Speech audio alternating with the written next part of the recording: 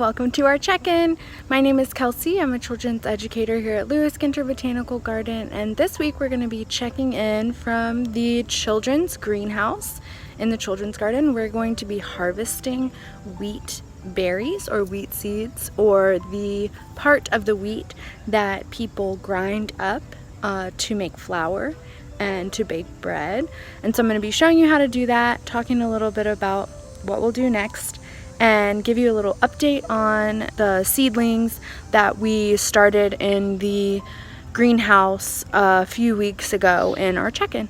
So we harvested these wheat flowers from the wheat that we grew in the farm garden over winter last year, and we harvested it in the spring, and I've been holding on to it in the greenhouse, and now I'm ready to harvest the wheat seeds or wheat berries. So the first step is to do a process called threshing, which is when you take a handful of the wheat flowers and stick them down in a bucket like that, and you beat the sides of the flowers on the sides of the bucket to detach the wheat seed from the flour.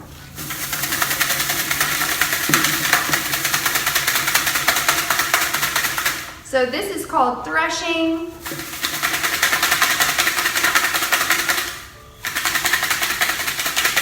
And once you have done that for a little while, you can check and see if most of the seeds have come off. And if they haven't, then you can break the other ones off with your hands, and we'll move on to the next step.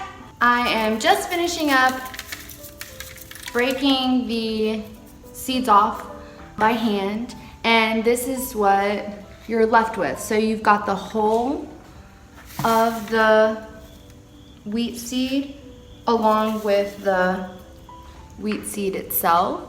And the next process will be removing the hull or the papery outer covering from the wheat seed. So this is what your wheat seed looks like, and that is what you grind up to make into flour. So the next step is separating those two parts in a process called winnowing, which is shaking.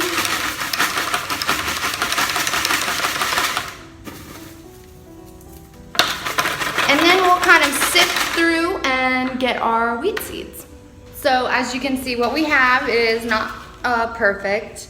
Ideally, if you were going to be grinding your own flour, making bread, you would definitely want to make sure that you had separated the wheat seeds fully. But what I'm going to do with these wheat seeds is now plant them in the farm garden for my fall cover crop again this year. All right, and let's get a quick seedling update.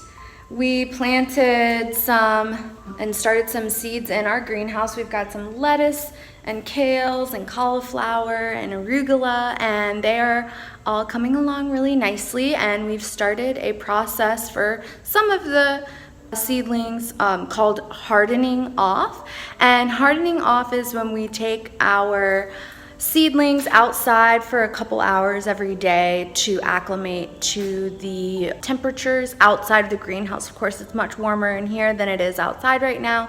And if we just took the seedlings straight outside and planted them into the soil, we could risk shocking these seedlings, and then they wouldn't grow as quickly.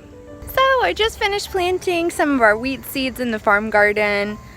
And I hope you guys enjoyed learning about the process of harvesting and processing wheat seeds or wheat berries. And I hope you guys take a walk around your house, maybe look in your pantry, and maybe you'd be surprised to find out how much of the food that we eat has wheat in it.